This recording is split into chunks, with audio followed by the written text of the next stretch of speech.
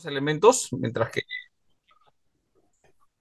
Listo, vamos a empezar con una palabra de oración y empezamos nuestra clase del día de hoy.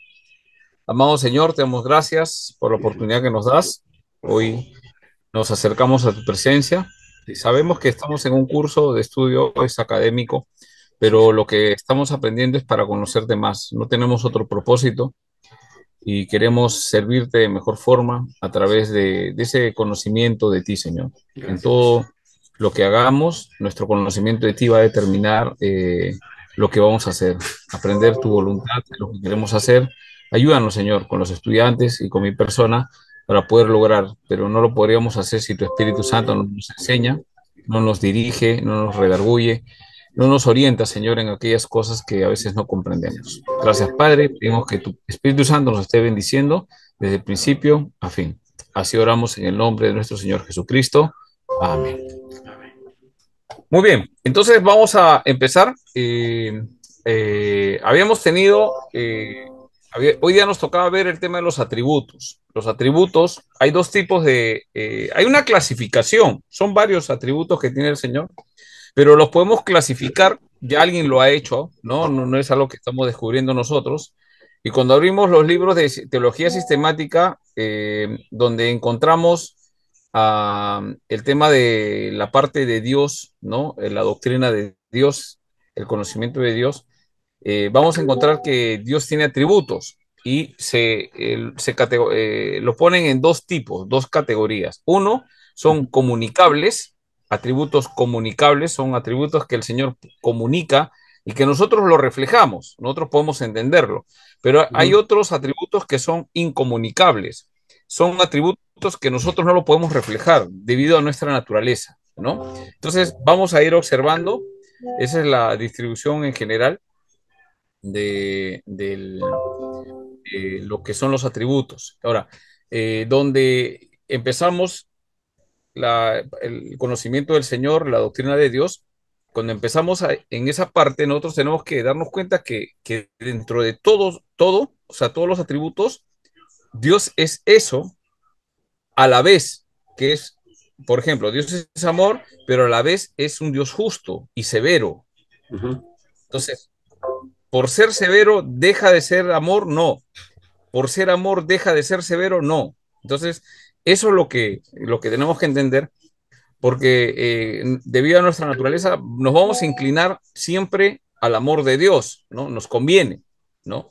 Porque el amor de Dios nos perdona, etcétera, pero también tenemos que entender que ese Dios es severo y que también castiga y que muchas veces pensamos que son pruebas y puede ser que sea una situación difícil. Entonces, a través del conocimiento de Dios vamos a poder nosotros entender algunas cosas. Entonces, volviendo a la base, ¿no? Ya hemos visto si Dios existe o no existe, son temas que nosotros podemos tener con claridad, pero que muchas personas lo van a negar. Ahora vamos a repasar también un poco más acerca de eso, ¿sí? Entonces, antes yo quisiera poder mostrar un pequeño video y ver el tema del carácter de Dios, porque el carácter de Dios tiene que ver con los atributos de Dios. Entonces, siempre en Internet va a haber recursos. Los recursos que podemos encontrar hay un programa que se llama Vite, ¿no? Ahí presentan, después también en Lee la Biblia, ¿no? Lee la Biblia, el proyecto Biblia. También hay unos resúmenes muy bien elaborados, ¿ya? Y justo uno de esos voy a pasar y quiero que ustedes puedan prestar atención y ahí conversamos.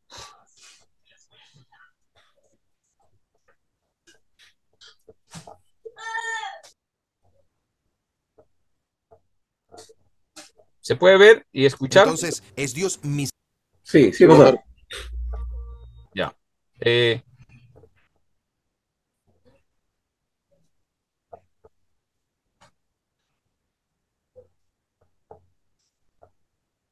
Adrián, ¿estás Adrián? ¿Qué pasó? Buenas noches. De repente no, Ah, ya, buenas noches. no Sí, tiene buena hay señal. que, hay que prestar atención a este video, por favor, porque sobre esto vamos a conversar algunos detalles. Sí, por favor, presten atención para que a la hora de responder veamos ahí, ¿ya? Por favor, presten atención. La Biblia es una colección de muchos rollos israelitas antiguos que juntos cuentan una historia unificada. Ahora, si vas al segundo rollo, Éxodo, te encontrarás con dos frases muy importantes. De hecho, son tan importantes que son referenciadas y citadas más de 20 veces dentro de la propia Biblia. Deben ser bien importantes. Entonces, ¿qué es lo que dicen?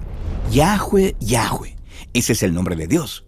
Un Dios compasivo y lleno de gracia, lento para la ira y abundante en amor leal y fidelidad. Puedo ver por qué se repite tantas veces. Esos atributos de Dios son verdaderamente hermosos. Y continúa. Él mantiene su amor leal a miles, perdonando iniquidad, transgresión y pecado, pero no declarará inocente al culpable. Él traerá las iniquidades de los padres sobre los hijos y los nietos hasta la tercera y la cuarta. Ok, espera. Esta última parte hace un giro inesperado. Estamos hablando del amor de Dios y de pronto pasa a su juicio sobre los nietos. Entonces, ¿es Dios misericordioso o vengativo? Sí, qué buena pregunta. Veamos estas palabras en su contexto viendo algo importante en Génesis, el primer rollo de la Biblia. Su Dios escoge una familia, los israelitas, de entre todas las naciones y promete que Él va a rescatar de alguna manera al mundo entero a través de esta familia. Y Génesis termina con la familia de Abraham en Egipto. Entonces el libro de Éxodo empieza y termina con estos dos grandes movimientos. Exacto. Así que en este primer movimiento de Éxodo, Dios rescata a Israel de la esclavitud de Egipto. Y en el segundo movimiento, Dios los lleva al monte Sinaí, donde acampan por un año, y Dios invita a toda esta nación a una alianza con Él llamada pacto, de modo que ellos puedan ser moldeados por los valores y el carácter de Dios. Y representar a Dios delante de las demás naciones. Exactamente. Entonces, todo este movimiento del monte Sinaí puede dividirse en 4 unidades literarias. Hermanos, quiero que presten por favor atención a esta parte que acabamos de pasar. Voy a volverlo a repetir, pero presten atención a esta parte, porque o sea, cómo es que Dios llama al pueblo y quiere reflejarse Él en ese pueblo. Dios, o sea, cuando vamos a conocer el carácter de Dios, es que Dios quiere reflejarse a través de su pueblo. Ese es el punto de Dios. Ese es bastante extraño cómo Él espera que hagamos eso. Entonces, por favor, lo estoy repitiendo, por favor presten atención, que esta parte es importante. Estos dos grandes movimientos. Exacto. Así que en este primer movimiento de Éxodo, Dios rescata a Israel de la esclavitud de Egipto. Y en el segundo movimiento, Dios los lleva al monte Sinaí, donde acampan por un año, y Dios invita a toda esta nación a una alianza con Él llamada pacto, de modo que ellos puedan ser moldeados por los valores y el carácter de Dios. Y representar a Dios delante de las demás naciones. Exactamente. Entonces, todo este movimiento del monte Sinaí puede dividirse en 4 unidades literarias. Primero está la ceremonia en sí, donde los israelitas aceptan ser colaboradores de Dios. Y Dios establece los términos de la relación, empezando con los 10 mandamientos. Los primeros 2 son: no darás tu lealtad a otros dioses, y no harás ninguna imagen de Dios. Esto parece bastante sencillo. Luego de ahí, Dios le da a Moisés unos planos detallados de cómo construir este lugar sagrado para que Dios pueda venir y vivir en medio de ellos. Así es, y entonces viene una larga historia de cómo se construyó ese hogar sagrado. Pero te faltó algo. Justo en el medio de estas secciones está la historia que tiene nuestra descripción del carácter de Dios. La historia comienza con Moisés subiendo a la montaña y escribiendo las condiciones del pacto de colaboración mientras los israelitas están al pie de la montaña, violando los primeros 2 mandamientos. Y eso es ridículo. Están rompiendo los votos del pacto mientras la ceremonia misma todavía está ocurriendo. Sí, así que Dios está dolido y enojado y le advierte a Moisés que esta traición pasaría una y otra vez. Dios está listo a darlo por terminado. Pero, ¿y qué de su promesa de rescatar al mundo a través de ellos? Exacto. Esto es lo que Moisés le recuerda. Y entonces, ¿qué va a hacer Dios? ¿Debe poner fin a la alianza? Porque eso sería lo justo. ¿O será Dios leal a su promesa a Abraham y les mostrará misericordia? Exacto. Y ahora, mira las palabras con las que iniciamos y lo verás. Tienen que ver con esta misma tensión entre la misericordia de Dios y su justicia. Ok, así que esta declaración empieza así: un Dios compasivo y lleno de gracia. En hebreo, esta línea tiene 3 palabras que riman: el Rahum Vahanun. Y la línea de abundante en amor leal y fidelidad hace simetría con la primera, que también tiene tres palabras hebreas: Rav Hesed, Vehemet. Cada una de esas líneas tiene dos atributos de Dios y rodean un quinto atributo, que Dios es lento para la ira. Exacto. Ahora, esa es la primera mitad de esta descripción de Dios. Luego viene la segunda mitad. Dios mantiene su amor leal a miles. ¿Y cómo mantiene su lealtad a aquellos que se rebelan constantemente contra Él? Perdonando la iniquidad, la transgresión y el pecado. Pero el perdón de Dios no significa que las personas pueden hacer lo que quieran. Correcto. La misericordia de Dios es balanceada en la declaración que sigue, pero Él no declarará inocente al culpable. Él traerá las iniquidades de los padres sobre los hijos y los nietos hasta la tercera y cuarta. ¿Hasta la tercera y cuarta qué? Bueno, se está refiriendo a generaciones de personas que repiten las rebeliones de sus ancestros contra Dios. Ellos tendrán lo que se merecen. Pero nota este pequeño número de generaciones comparado con ese número gigantesco arriba. Amor leal a miles. Exacto. Y mira esto. El perdón de Dios de la iniquidad en esta línea se contrasta con su justicia sobre la iniquidad en esta línea. Ok, y todas esas líneas están rodeando la línea central, acerca de la justicia de Dios. Él no declarará inocente al culpable. Así que, si bien Dios es lento para la ira, Él también es justo. Exacto. Esta es la tensión que estas dos frases están explorando. ¿Cómo puede un Dios fiel y leal tratar con un pueblo tan rebelde? Este es el desafío que Dios enfrenta en esta historia, y es el mismo desafío que Él enfrenta en toda la historia bíblica, a medida que Él obra para rescatar al mundo a través de esta familia. Con eso en mente, podemos echar una mirada más de cerca a esos 5 atributos que Dios declara a Moisés acerca de sí mismo. Un Dios compasivo y lleno de gracia, lento para la ira y abundante en amor leal y fidelidad. Y veremos cómo cada uno de estos atributos nos lleva con más profundidad hacia el carácter de Dios y dentro de la historia de la Biblia.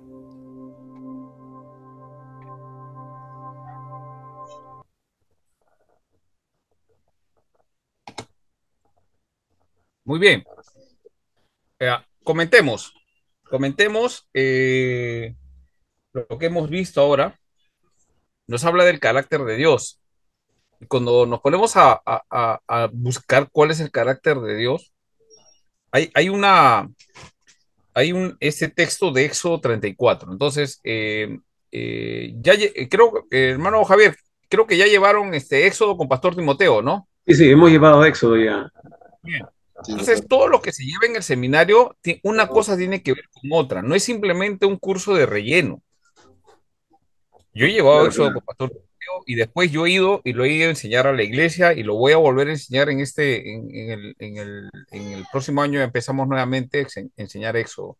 Hay personas que cuando no entendemos el Éxodo, no vamos a entender bien el tema del pacto que hace. No vamos a entender cuáles son las razones por las cuales Dios quiere que seamos santos. La razón por la cual nos elige. El propósito por el cual estamos en la iglesia.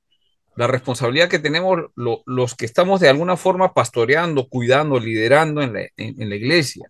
Entonces, a veces nuestro énfasis, y con eso no estoy diciendo que nuestro énfasis sea Nuevo Testamento, sino que debemos saber que Antiguo y Nuevo Testamento, ambas cosas tenemos que hacer. O sea, la ley está, la pregunta, la ley mosaica, ¿hay que cumplirla? Entonces algunos dicen, no, sí, hay que cumplirla.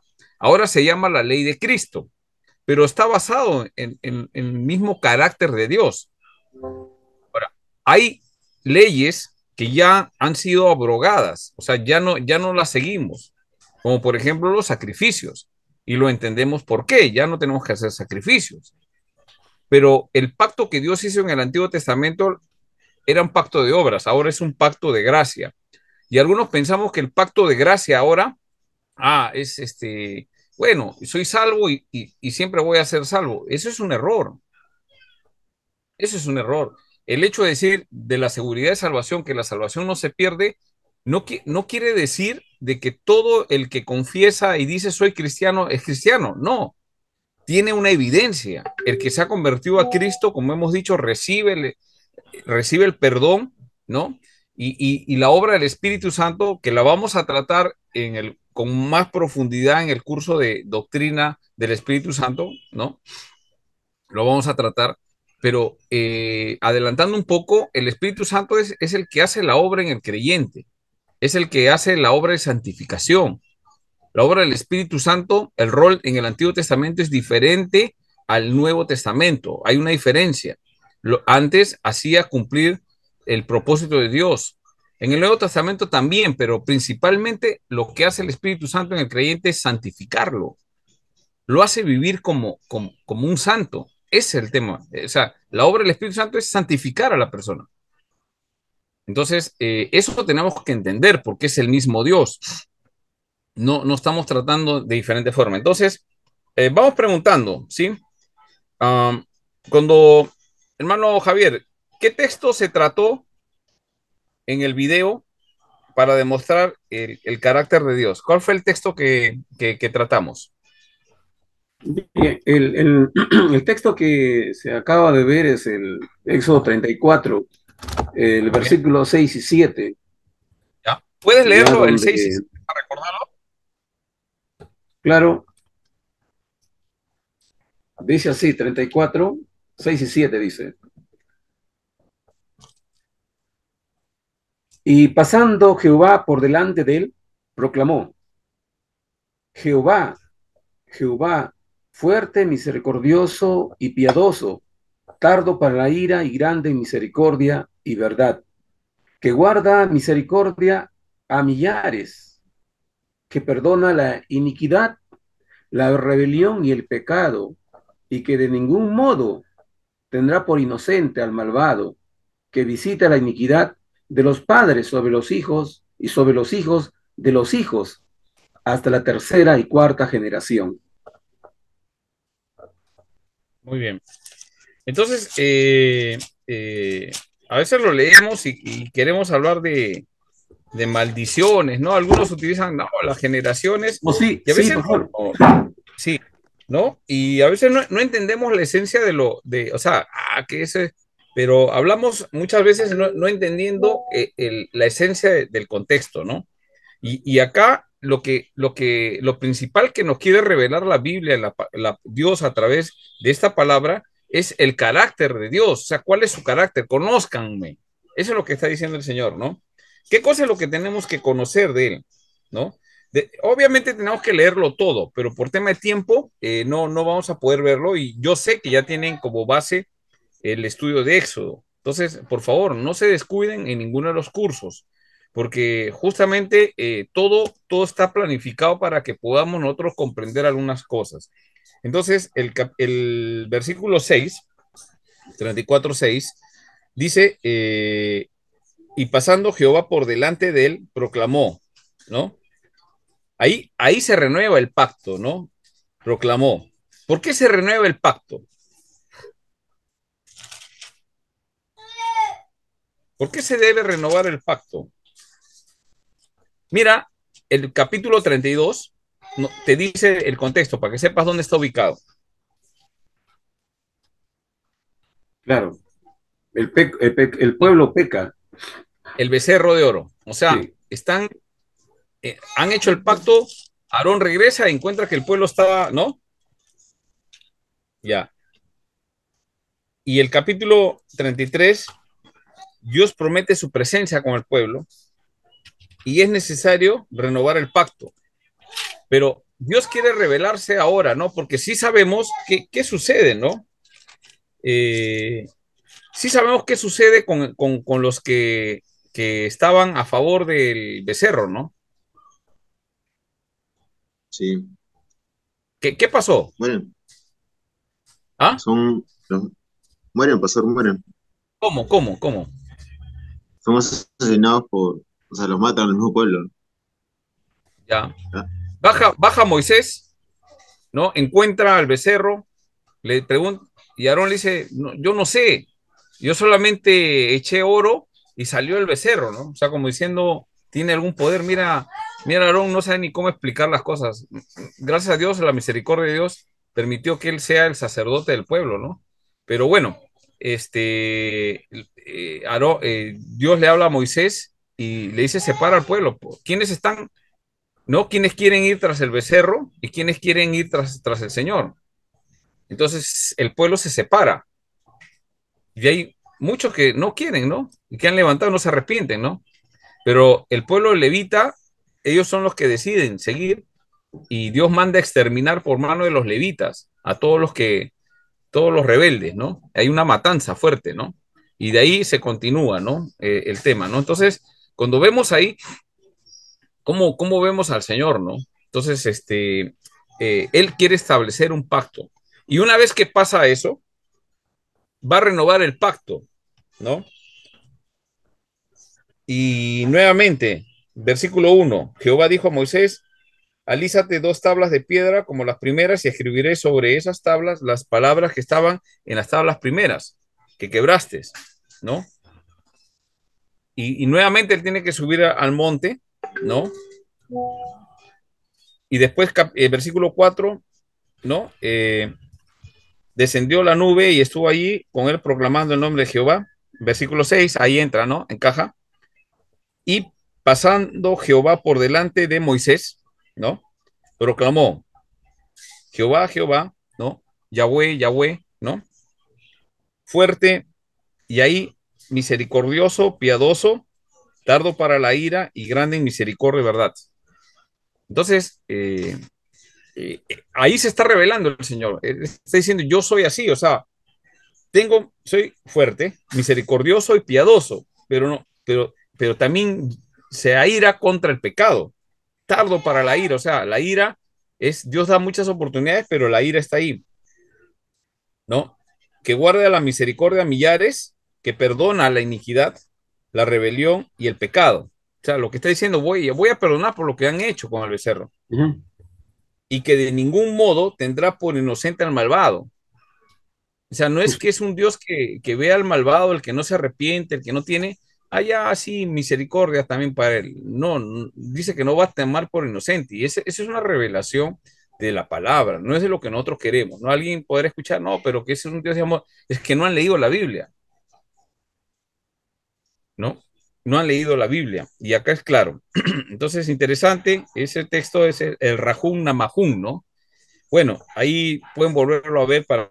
Entonces, la pregunta es, ¿para qué hace un pacto Dios con el pueblo? Primero establece el pacto, ¿no? Cómo deben vivir. Y la segunda parte del pacto es construir el tabernáculo, ¿no? En el video dice el hogar sagrado. Siempre que veamos y estemos en la clase, siempre tomen nota. Y eso guarden en su cuaderno porque eso les va a servir. Si yo tomo examen final o un trabajo, voy a preguntar estas cosas. Si usted los pone, quiere decir que vamos avanzando en las cosas que estamos ahí y le va a servir para siempre. ¿Eh? Ahora, ¿dónde rompen el pacto? ¿Dios rompe el pacto? No, Dios nunca rompe pactos. Él siempre cumple sus pactos. Pero tampoco se puede negar a sí mismo, porque Él dice que no va a tomar por inocente al malvado. Es interesante esa parte, ¿no? Pero Él la va a tomar, no nosotros. No nosotros, ¿no? Él la va a tomar. ¿Y dónde rompe? Con el becerro, ¿no? Ahora, la pregunta es, ¿cómo es posible que un Dios fiel, misericordioso, leal, amoroso, ¿no? Haga eso? Entonces, eso revela algo interesante. Es la forma como Dios trata a su pueblo. Cómo Dios trata a su pueblo. Y ese era su pueblo, porque él lo sacó. Es un pueblo rebelde. Y va a tratar al pueblo rebelde. Ahora, eso es importante. ¿Y cómo trata a su pueblo rebelde cuando el pueblo se rebela? Perdonando. O sea, la misericordia tiene que ver con eso. O sea, ¿cómo trata a su pueblo? Pues perdona. ¿De qué? Del pecado, de ir en contra de esa santidad, de no reflejar la imagen de él. Segundo, como dice, no declara inocente al culpable, o sea, distingue al que no se arrepiente, ¿no? No está la palabra arrepentimiento acá, pero está implícito, ¿no? O sea, ¿a quién perdona el pecado? A todos no, porque claramente dice no declara inocente al culpable, ¿no? ¿Y qué dice? A ese culpable le va a traer iniquidad, ¿no? Y en el versículo 6, mira lo que dice, misericordioso, piadoso, tardo para la ira, grande en misericordia y verdad. Habla de 5 atributos. Eso lo menciona, interesante el video, ¿no? Entonces, eso es interesante tener en cuenta. Muy bien. ¿Alguna pregunta sobre este punto? Pastor, sobre cómo se llama, que visita la iniquidad, dice, de los padres sobre los hijos. Esto se Ya, ha malinterpretado, por lo que ya, se hace pensar de que Dios va a arrasar eh, eh, hasta su tercera generación, pero no es a todos. Acá hay que diferenciarlo. Aquellos que, que no aceptan a Dios, aquellos eh, que no se arrepienten. ya. Quisiera que le explique un poquito para deslindar Sí, este punto, ya. pastor, Vamos, primeramente, ¿cómo les he enseñado para poder tener una idea clara del texto? su contexto.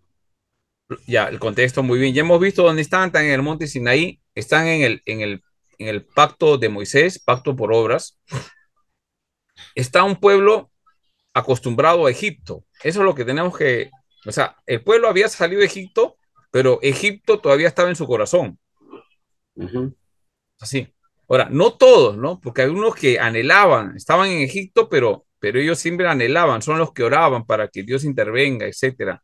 Escuchaban su clamor. Pero el pueblo rebelde, ¿no? Ahora, ¿cuál es ya el contexto? Ahora, hay otra cosa que debemos hacer antes de empezar a interpretar. ¿Qué es lo que tenemos que hacer?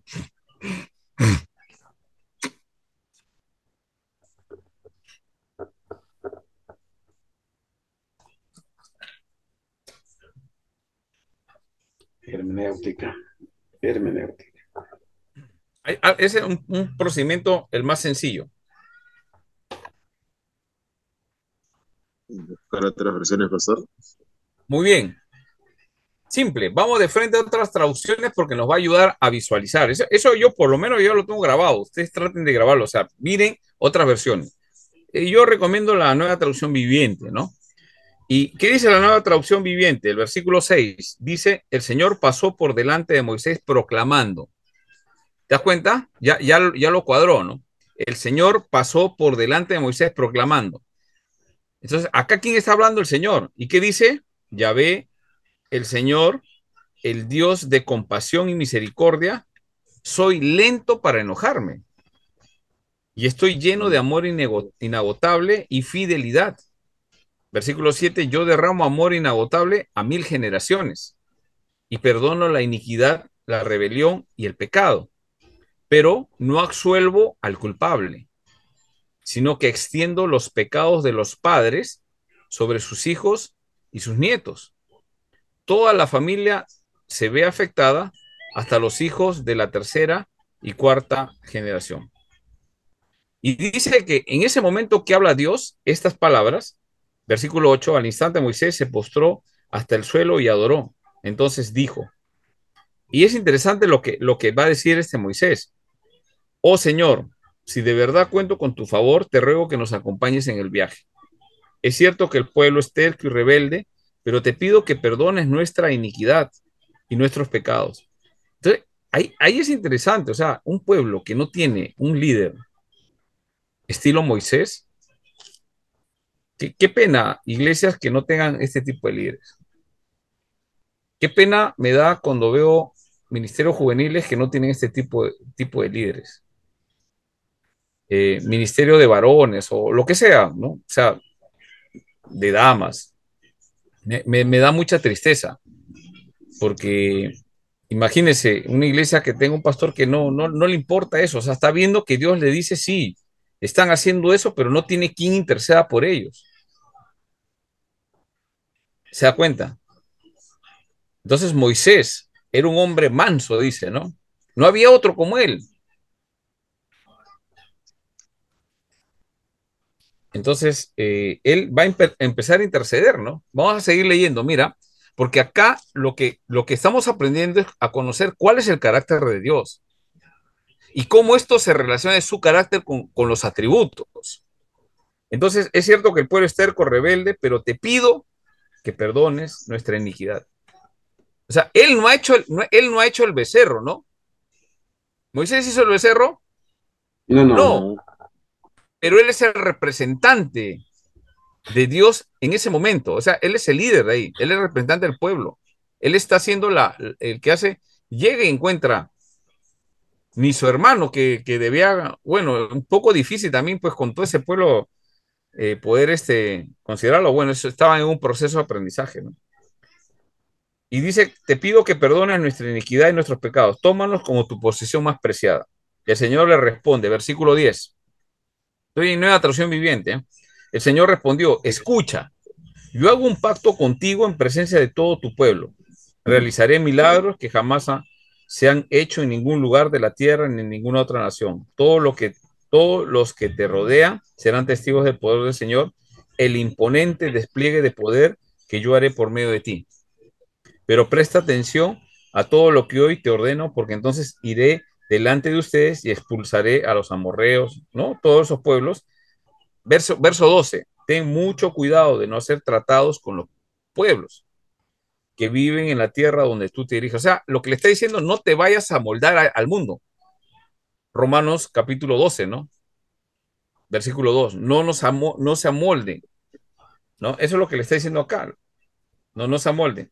Si lo haces, seguirás sus malos caminos y quedarás atrapado. En cambio, deberás destruir sus altares, ¿no? Derribar los postes dedicados a las diosas Cera. Y así le da las especificaciones, ¿no? Entonces, es interesante e importante conocer el carácter de Dios, y vamos a conocer la intención de Dios cuando hace pacto. O sea, en el primer pacto, Él lo que quiere es lograr eso. Muy bien. Entonces, el tema generacional, el mal entendimiento, ¿por dónde va? A ver, conversemos de eso brevemente y pasamos a los atributos. ¿Cuál es el mal entendimiento de que Dios va a castigar la primera, segunda generación? ¿Qué es primera, segunda y tercera generación? ¿Qué cosa es? A ver, vamos a ver. Hijos, pasar, será hijos, nietos. ¿Cómo? ¿Puede repetir la pregunta, por favor? Se me ¿Cuáles olvidó. son las tres generaciones que se están mencionando acá? ¿A qué se refiere con esas tres generaciones? Mm, El mismo texto lo dice, ¿no? En la sí, nueva bueno, traducción viviente es son más nietos, simple, ¿no? hijos, padres, hijos, padres, hijos y nietos. O sea, es el padre, sus hijos y nietos. Tres generaciones, ¿no? Y dice que Dios es un Dios perdonador y va a perdonar. Entonces, cuando se refiere que no va a perdonar, ¿en qué caso no va a perdonar? Y va a arrastrar a la generación que viene, Cuando no hay arrepentimiento del pecado. cuando no hay arrepentimiento, ¿no? Cuando no hay arrepentimiento. O sea, cuando se vive descuidadamente. Y cuando habla de generación, habla de formación, ¿no? Por eso que siempre Dios se menciona como Dios de Abraham, de Isaac y de Jacob. ¿Cuál es, a ver, hermano Javier, cuál es el elemento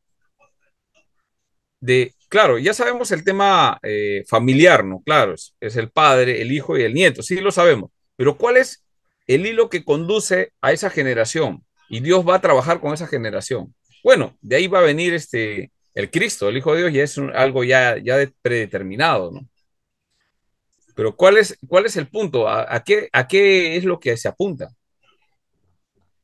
El versículo 7 dice ahí, ¿no? En su primera parte dice que guarda misericordia a ¿Ya? millares, ¿ya? Y aquí viene, que perdona la iniquidad, dice, Perdona. la rebelión y el pecado. Pero también ¿Ya? añade ahí, dice, y que de ningún modo tendrá por inocente al malvado. ¿Ya? Y ahí viene, ¿no? Su primera, Ujú. segunda y tercera Esa es la generación. Entonces, generación. a ese malvado, dice, con lo que la palabra nombra ahí, Sí. eh, que no se arrepiente, Dios tiene, dice, hasta su tercera generación. Ujú. Ya, ahora, ¿cuál es el punto que viene? O sea, es un tema como una maldición, digamos, el hijo digamos, el padre es malvado, ¿sí? Inicuo. O sea, ya no, en estos tiempos le diríamos impresentable, ¿no? Espiritualmente impresentable, ¿no? Ah, hay otro término que están manejando la policía también para algunas personas acá en el Perú, está irrecuperable, ¿no? O sea, hay gente ya que está en la delincuencia que son irrecuperables. Y ese término es interesante. El irrecuperable es alguien que así lo metas preso, no corrige, porque las cárceles es para corregir a la persona, capacitarla y reinsertarla a la sociedad. Pero en esos tiempos nadie, más bien entran a la cárcel como si fuese una universidad, se vuelven más perversos, ¿no? Crean bandas, crean organizaciones, ¿no? Es todo un tema. Bueno, el punto es ese, ¿no? Cuando habla del malvado, ¿quién es el malvado? Es esa persona que no cree. En la Biblia, la incredulidad es un pecado. ¿Cuál era el problema de los rebeldes? No le creían a Dios. No le creían a Dios. Y la incredulidad es un pecado. Ese es el pecado. Entonces, digamos, hay un padre incrédulo y vive, pues, digamos, como diablo vive en esta tierra. Y tiene hijos. Y los hijos creen que esa forma y los forma para vivir así. Muchos de ellos sí van a vivir igual. Y los nietos van a vivir igual o no. Entonces, por ejemplo, hay conductas, el padre conviviente, borracho, mujeriego. Nace el hijo, dice, yo nunca voy a hacer lo que hizo mi padre, pero cuando ya tiene forma familia, hace lo mismo. Y la otra generación, igualito, ¿no? Convivientes, lo mismo, ¿no? Entonces va a abarcar, pero ¿cuál es la diferencia con los que Dios ha tenido misericordia, ¿no? Es con aquellos que han pecado, pero se han arrepentido. Y ese hombre enseña a su hijo a no cometer eso, ¿no? Y le habla de la fe, pero no solamente le habla de la fe, sino que tiene fe. Es la diferencia. ¿Cuál es lo que caracterizaba a Abraham? La fe. ¿Qué era lo que caracterizaba a Isaac? La fe. ¿Qué era lo que caracterizaba a Jacob? Ustedes ya conocen la historia de Jacob. Jacob era bravo. Su nombre era engañador, pero la misericordia y gracia de Dios lo hace padre de las tribus de Israel. Pero es un hombre que con todos sus defectos y todo, pelea con Dios hasta lograr la bendición. Eso es, bueno, interesante, ¿no? Hasta lograr la. Pero ¿qué es lo que conecta cada generación? La fe.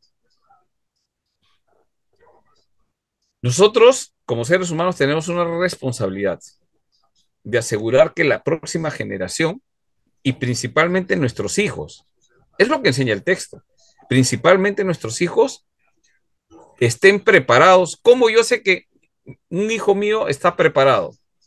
Cuando tenga su familia, transmita la fe a sus hijos. Entonces, los nietos van a continuar la fe. ¿Se da cuenta? Entonces, el punto es la fe, porque en algún momento podemos fallar. O sea, el Señor no está diciendo, fallaste en una, ya te. No, no. No es una maldición que tenga que repetir. ¿Por qué? Hermano, o sea, hay gente que el padre es así y varios de los hijos salen así, pero uno sale con una fe pero impresionante, ¿no? Es el sacerdote en esa casa, es el que ora por la familia, ¿sí o no? ¿Hay eso o no? Hay gente que es así, o sea, los hermanos todos viven desordenadamente, pero uno vive como el Señor quisiera. ¿Y qué pasó con la maldición de la generacional? Se rompe y empieza una nueva generación. Entonces, mi pregunta es, ¿no? ¿Quién es el Abraham en su familia? Por ejemplo, en mi familia, yo soy como una especie de Abraham en mi familia, ¿no? Así, ¿no? Ahí, ¿no? Y espero pues que mi hijo continúe el tema de la fe. Tengo la fe que eso va a ser y hago todo para que él lo continúe. Si yo lo preparo bien, él cuando contraiga matrimonio y se case, va a formar a su hijo igual. ¿Te das cuenta? Entonces, no hay perfección, pero porque el Señor perdona. Ese es el contraste, ¿no? Ese es el carácter de Dios. Pero al malvado, ¿quién es el malvado en la Biblia? Entonces, cuando Pastor, una entendemos quién pregunta. es, sí, Entonces, ¿cómo podríamos decir si Jesús es Dios, por qué tuvo que morir? Eh, en este sentido, si las personas hasta tercera y cuarta generación, si Jesús murió por todos nosotros, ¿qué de ellos? ya, ¿por qué tuvo que morir? Para apaciguar la ira del Padre.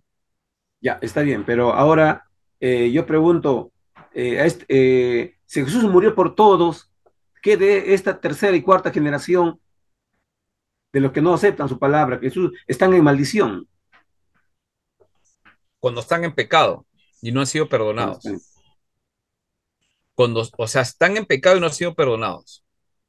Uno de los problemas graves para el cristiano es si pecamos, no arrepentirnos del pecado. Por eso que el Señor dice, con un texto bien simple, que lo repetimos muy bien, pero que a veces no tomamos conciencia qué significa, ¿no? Si decimos que no tenemos pecado, primera de Juan que dice, lo hacemos al Señor mentiroso. ¿Por qué? Por las puras ha muerto en la cruz. Él ha muerto con un propósito de perdonar nuestros pecados. ¿Qué pecados ha perdonado Jesús en la cruz? Nuestro pecado del pasado, nuestro pecado original, nuestros pecados del pasado, los del presente, y también va a perdonar aquellos pecados que vamos a cometer. Ahora, ¿eso es gracia barata? No, pero justamente, ¿cuál es el proceso de santificación? ¿Cuál es el proceso de santificación? Es que nos arrepentimos, damos espalda al pecado y vamos venciendo.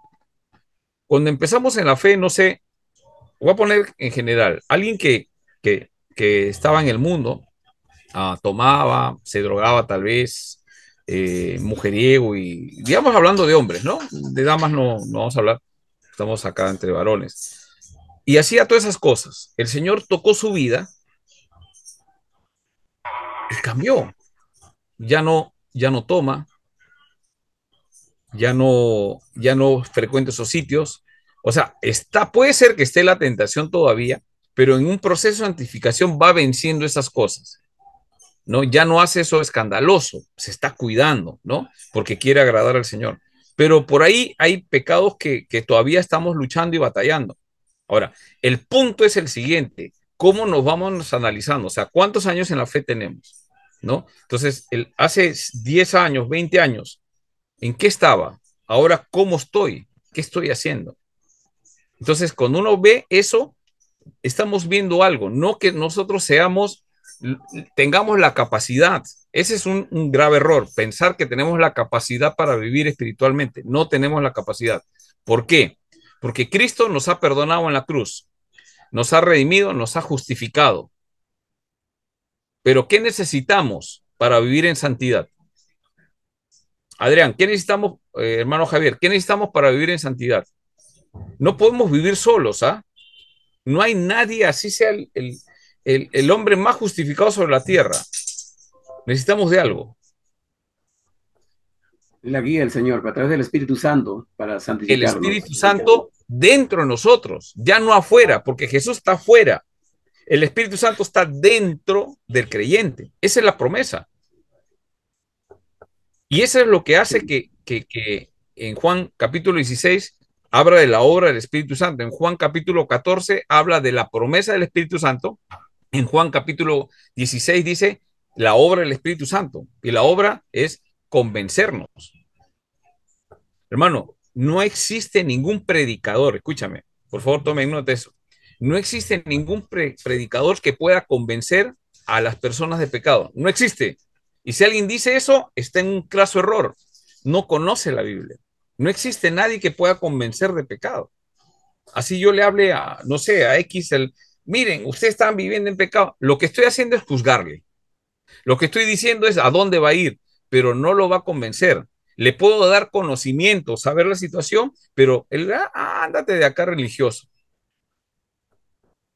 Si nosotros pensamos que tenemos ese poder de convencimiento, fallamos. Esa no es Ujú. nuestra misión, convencer a nadie de pecado. No es nuestra misión, es la misión del Espíritu Santo. Cuidado con tomar el rol del Espíritu Santo. Ese no es nuestro rol. Nuestro rol es predicar el Evangelio. ¿Cómo va a llegar la palabra a las personas y lo va a convencer? Cuando nosotros predicamos el Evangelio. Y el problema que nosotros tenemos es que no entendemos el carácter del Señor. El Señor es así. El Señor quiere que nosotros prediquemos el Evangelio. ¿Qué es el Evangelio? Empieza con nuestra condición. Estamos muertos en delitos y pecados. El pecado nos aparta del Señor. Pero la buena noticia es que Jesús ha muerto en la cruz y nos ha justificado. ¿Qué tengo que hacer? Creer. Esa es fe. ¿Cuál es la evidencia de que alguien genuinamente ha creído? Aquella persona que ha sido regenerada por el Espíritu Santo. Como digo, vamos a verlo en profundidad en el curso de doctrina del Espíritu Santo, pero ahorita estamos viendo en cierta forma cómo actúa el rol. Entonces, el Espíritu Santo es importante. Entonces, la pregunta es, ¿quiénes son los que perseveran hasta el fin? Porque esa es una doctrina bíblica, después lo vamos a ver. ¿Quiénes son los que se perseveran hasta el fin? Porque no hay nadie que con su fuerza persevere. El que persevera es el que tiene el Espíritu Santo, el que es salvo verdaderamente. El que no persevera y cae, sigue viviendo lo mismo, es una evidencia que no es salvo. No es que haya perdido la salvación no se pierde, sino que es alguien que le han predicado cualquier cosa.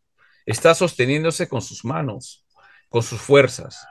Por eso que la palabra de Dios en el Antiguo Testamento dice, no es con espada, no es con ejército, hablando de fuerza, de poder humano, no es con eso, es con mi espíritu. Entonces el mensaje del Antiguo Testamento es lo mismo el mensaje del Nuevo Testamento. Y es la forma como Dios actúa. Entonces, cualquier generación, digamos, antes de mí, no ha habido creyentes en mi familia, sí ha habido, pero no sé identificarlos, o sea, que yo los vea que están ahí sirviendo al Señor, no, gente que de alguna forma han entrado, sí, yo sé de eso, pero no ha habido más. Alguien le habrá predicado, pero no han perseverado. Justamente la característica evidencia, yo le digo, evidencia de la presencia del Espíritu Santo, de alguien que es salvo, es alguien que persevera,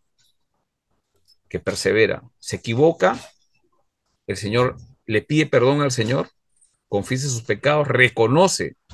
Entonces, volviendo a la obra del Espíritu Santo, hermano, porque es importante que conocer esto. El Espíritu Santo es el único que convence de pecado. Hay personas a veces, ¿cómo podemos identificar eso un poco? Hay personas que están, no, sí, ese no es pecado, ¿no? Ese es exagerado. Entonces, ¿qué hacemos? ¿No? Yo hace mucho tiempo, pues trataba de decirle que eso era, pero lo que estaba haciendo era juzgar su vida.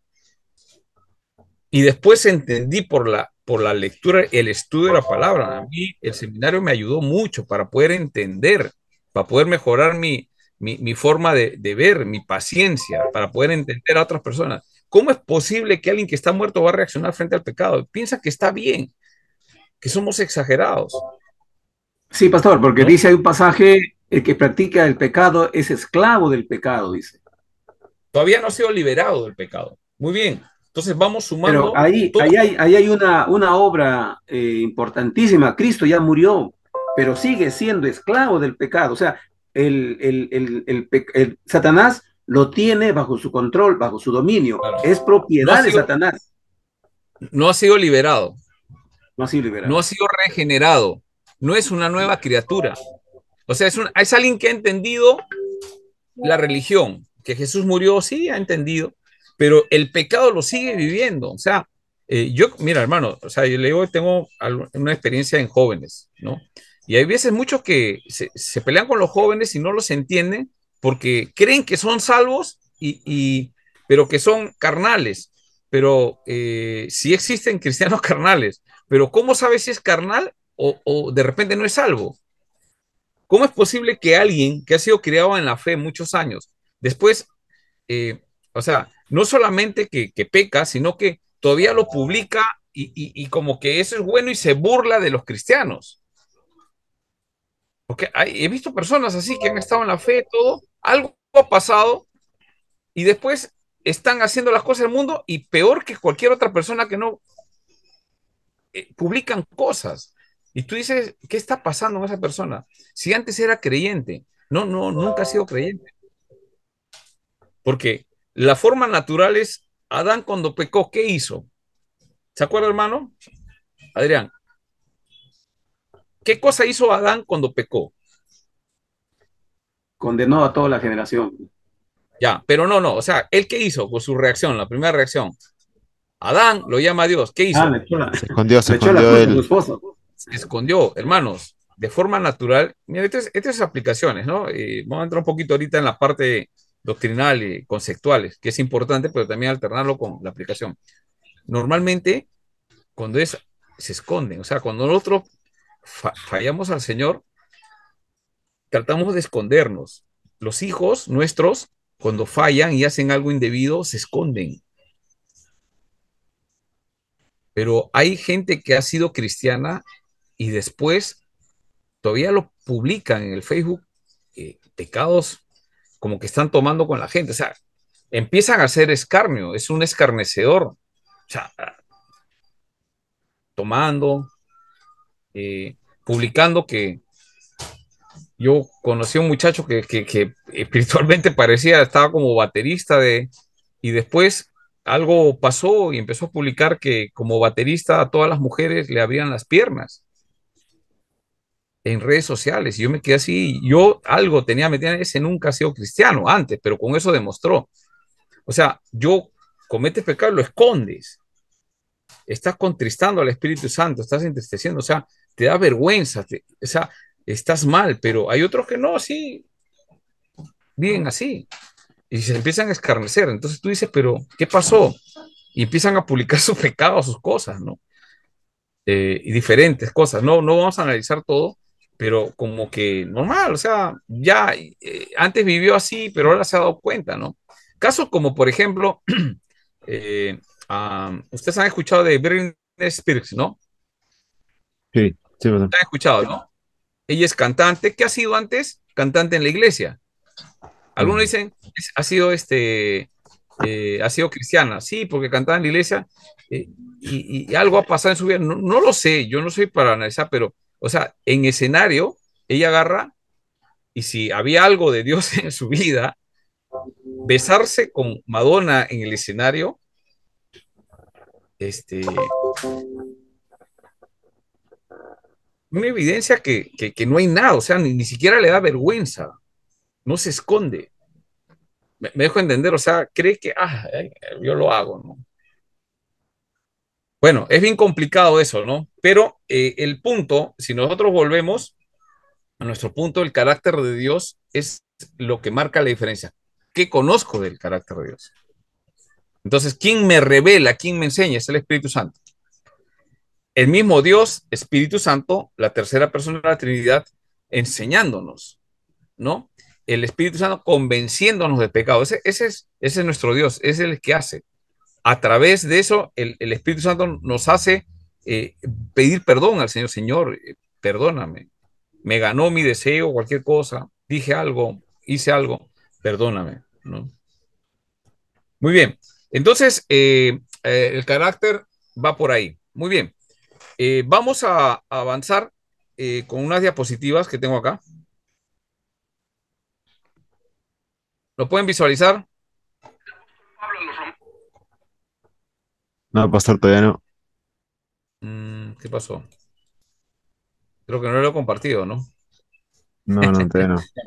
Me mandé de frente a la diapositiva y no lo puse a compartir. Disculpen.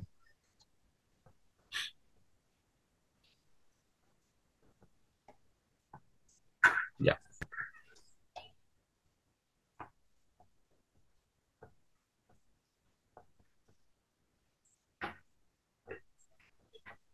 Bueno, hay que entender algunas cosas.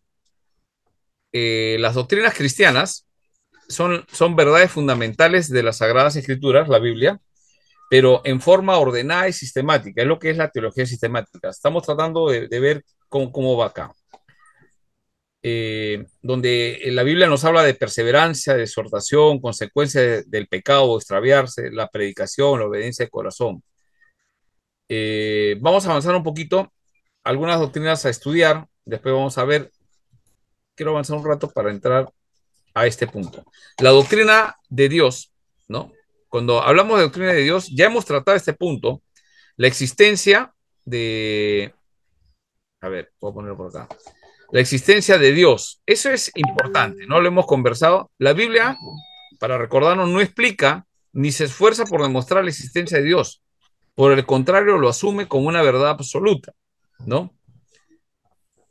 Ahora, vamos a ver otro. Sin embargo, existen evidencias indirectas y directas, ¿no? Ya hemos visto el tema de la revelación general, ¿no? Que es el argumento existencial natural, el argumento cosmológico, ¿no? Viendo la naturaleza, la creación, ¿no? Su perfección, su sincronización, su belleza, su diversidad y todo lo creado tiene una causa. Y evidentemente hay un diseño inteligente, un argumento teleológico versus lo accidental o el azar, ¿no? De la explosión y empieza ahí, no, no es así, ¿no? Es el argumento cosmológico. Pero hay un argumento también moral y axiológico, ¿no? Lo axiológico tiene que ver con moral, con la ética, con lo estético, ¿no? Cada ser humano tiene la conciencia del bien y el mal. Aunque no queramos, sabemos qué cosa está bien y qué cosa está mal. Y son programadas en el ser humano de cualquier cultura. Los 10 mandamientos son la base moral de toda cultura, ¿no? Ahora, las directas, ¿no? La revelación suficiente que es la Biblia, hemos mencionado, ¿no? La revelación en la Biblia. La vida y resurrección de Jesús es otra evidencia de la existencia de Dios. Vida y resurrección de Jesucristo, ¿no? El nuevo nacimiento en las personas, o sea, cuando hay una persona que antes vivía así, y después hay un cambio, una transformación, eso es una evidencia directa, que algunos otros lo quieren, no, que se volvió religioso, porque le conviene, pero bueno, hay un nuevo nacimiento, ¿no? Y la convicción personal de la fe, ¿no? Ahora, en las posturas del ser humano frente a la existencia de Dios, ¿cuál es el ser humano qué piensa frente a la existencia de Dios? Entonces, vamos a ver un poquito, reforzando acá, el ateísmo, ¿no? ¿Qué dice el ateísmo? ¿Alguien me puede ayudar a leer ahí? Dice Eh, ateísmo, Dios no existente. Pastor, hay un cuadro ahí que no se deja ver. Ahí está, ya. Posición filosófica. La ciencia no prueba ni refuta la existencia de Dios. Salmo Ajá. 14, El 1. ateísmo, sí. El ateísmo dice Dios no existe. Directo, ¿no? Dios no existe. Ese es el ateo. Pero ¿qué es el ateísmo? Es una posición filosófica. La ciencia no prueba ni refuta la existencia de Dios. Entonces, como no se puede demostrar científicamente que Dios existe, entonces, bueno, tomo la postura. ¿Cuál es esa postura? Filosófica, el ateísmo. Dios no existe, ¿no? En Salmo 14.1 vamos a ver que hay personas que dicen Dios no existe. Vamos a avanzar el otro. Hay otra postura frente al tema de la existencia de Dios y se llama el agnosticismo, ¿no? Es sin conocimiento. A Dios no lo podemos conocer. Entonces, a ver, hermano Trujillo, ¿puedes leer? Posición. Posesión filosófica, no se puede conocer a Dios, no se puede conocer si Dios existe o no. No se afirma, no se niega. Ajá. Que el agnóstico es diferente al ateo. El ateo dice Dios no existe porque no se puede demostrar científicamente y se queda ahí. Pero el gnóstico, agnóstico, ¿no? Agnosticismo, que viene de la palabra gnosis, gnosis es conocimiento.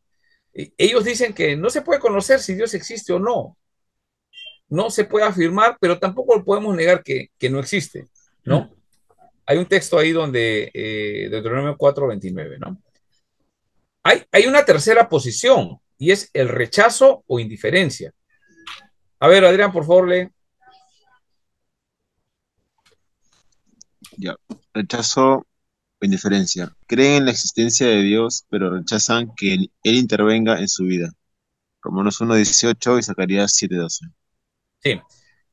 ¿Quiénes son? O sea, hay estas personas, ¿no? Sí, yo sé que Dios existe, pero rechazan que Él intervenga en su vida. O sea, no, no tiene nada, yo rechazo, o sea, yo creo lo que tú dices está bien, para ti es bueno, no, pero para mí no, ese es rechazo e indiferencia, esa es una postura y vamos a encontrar que después algunas connotaciones de eso, ¿no?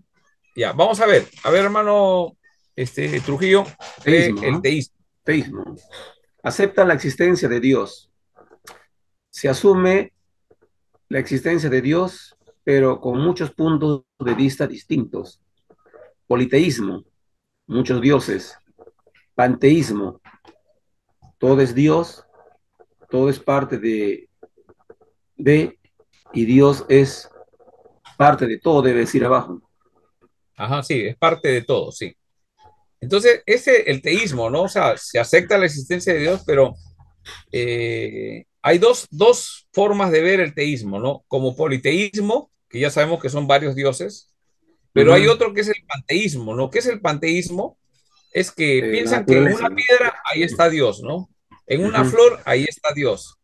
Tú levantas una piedra, ahí está Dios. Entonces, eso no es así, pero creen que existe Dios, pero es una distorsión de la existencia de Dios. Muy Ahí bien. también le pondríamos al humanismo, pastor. En cierta forma, Sí, sí, pero principalmente en los teísmo, dos, ¿no? ¿no? Porque Sí. el teísmo cree en un Dios, teísmo. El humanismo cree en el ser humano, Ujú. el humanismo, ¿no? Sí.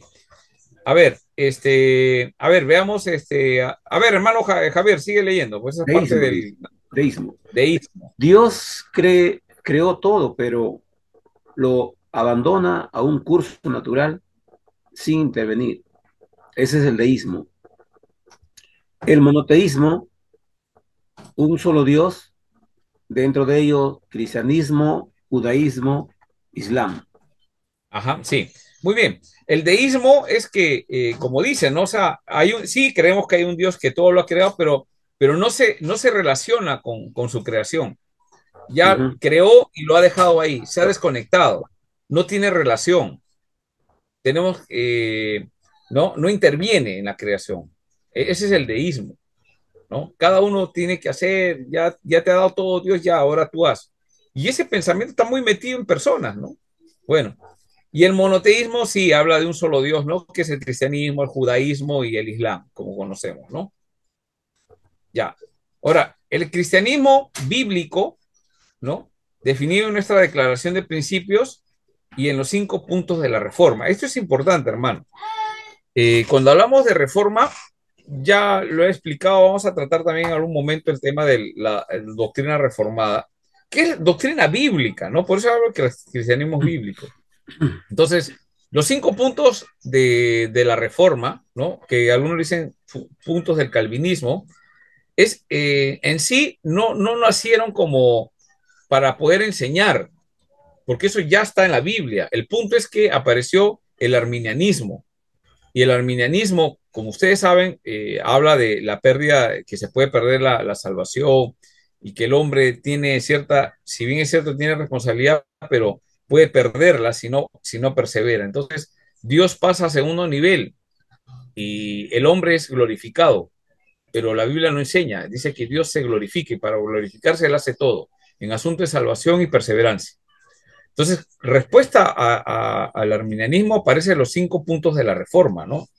Del calvinismo, ¿no? Que tiene que ver con la corrupción del ser humano, ¿no?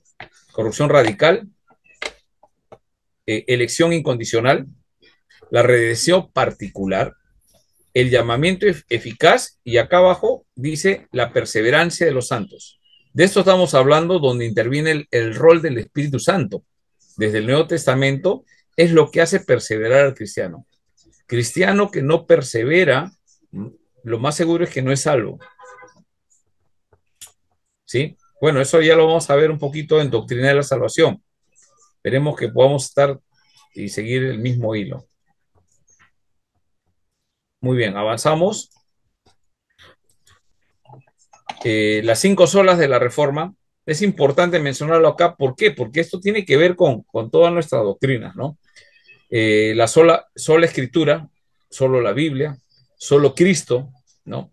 Sola gracia, sola fe, y soli deo gloria, solo para la gloria de Dios. Estas 5 solas son importantes porque encierra todo lo que la Reforma batalló para volver a las Escrituras. La iglesia tiende a degenerarse, pero la Reforma lo que hace es volver.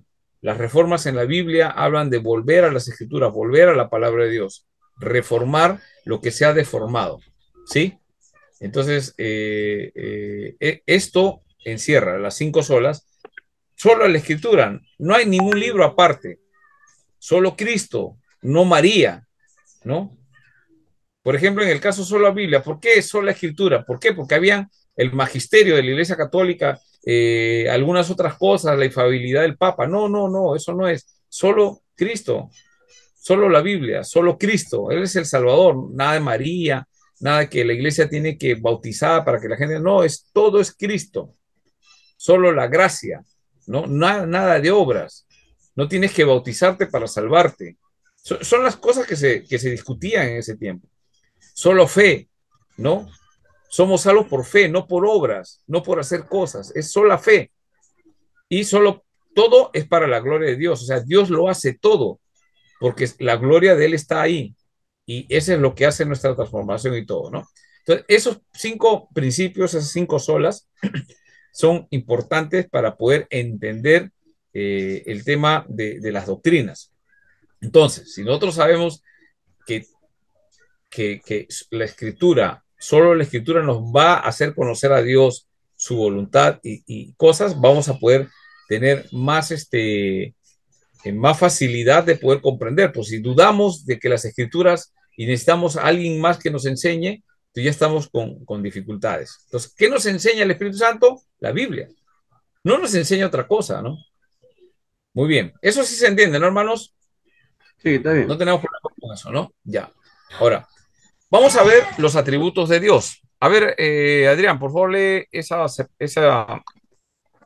Ya, lo primero es que por causa de nuestra limitación no podemos pretender conocer la totalidad del carácter de Dios por medio de un estudio de sus atributos. La Biblia es la única fuente revelada para conocerle y profundizar solo en la verdad suficiente de la Escritura. Ya, muy bien. Entonces, no podemos pretender conocer todo, pero la Biblia nos va a revelar. O sea, no es que nosotros vamos a entender por una capacidad, mira, no, yo entiendo ahora a Dios, ¿no? Dios me habló, me dijo y yo lo entiendo. No, no, no, a través de la Biblia. Por medio del estudio de la Biblia, yo conozco sus atributos. Se van dando cuenta, ¿no? Es la única fuente revelada. Muy bien. Y se define ¿cómo se definen sus atributos? A ver, hermano Javier, ¿puedes leer? ¿Cómo se definen sus atributos? ¿Cómo? Cualidades o perfecciones que descubrimos en la Biblia y que constituyen la esencia de la persona de Dios. Una clasificación teológica de sus atributos es en comunicables y atributos incomunicables. Muy bien, eso es lo que estaba mencionando al inicio de la clase. Ujú, Entonces, son cualidades, perfecciones, que las vamos a descubrir ¿dónde? En la Biblia. ujú. Y es la esencia de la persona de Dios, ¿sí? Amén. Y hay 2 tipos para clasificarlo. O sea, la Biblia no dice hay comunicables, no, no, sino los No, no, no, clasificamos para claro. entender la diferencia una de otra. Muy bien. Comunicables y atributos incomunicables. Vamos a ver los incomunicables. A ver, Adrián, por favor.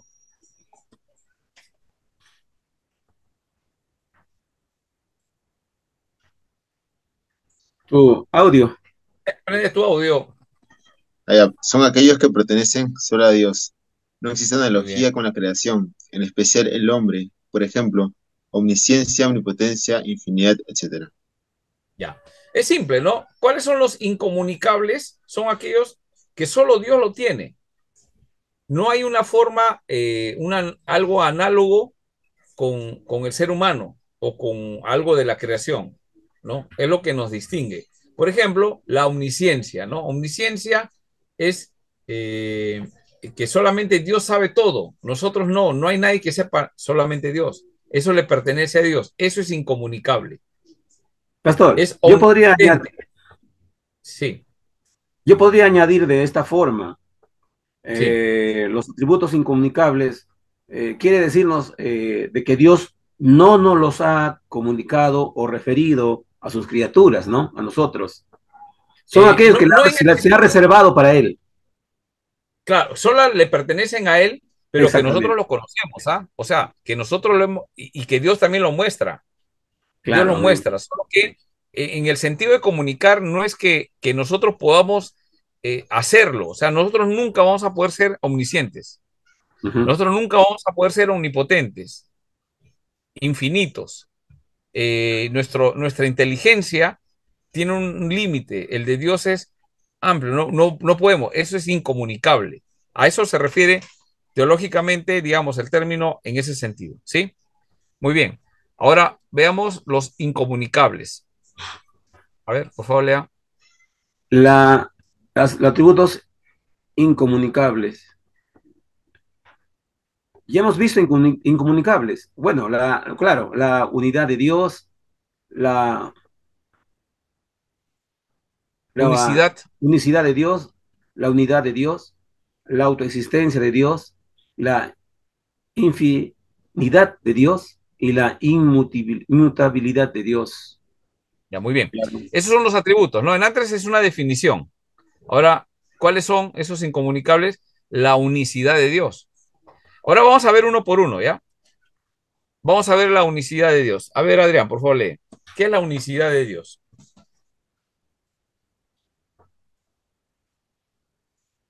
Ya. Significa que Dios es único en su género, solo hay un Dios. Todas las cosas existen por medio de él. Ningún ser se puede comparar con él, no hay nadie como él, ni lo hará, ni lo habrá. Ya, muy bien. Sí, entonces la unicidad de Dios es importante. Por ejemplo, lee, a ver, hermano, Adrián, busca Éxodo 15:11 y hermano, Javier, Primera de Reyes 8:60. Ya. Éxodo 15, 11.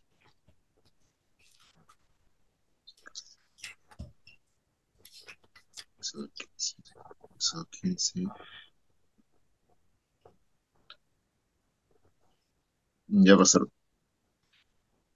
Dice eh, Éxodo 15, 11.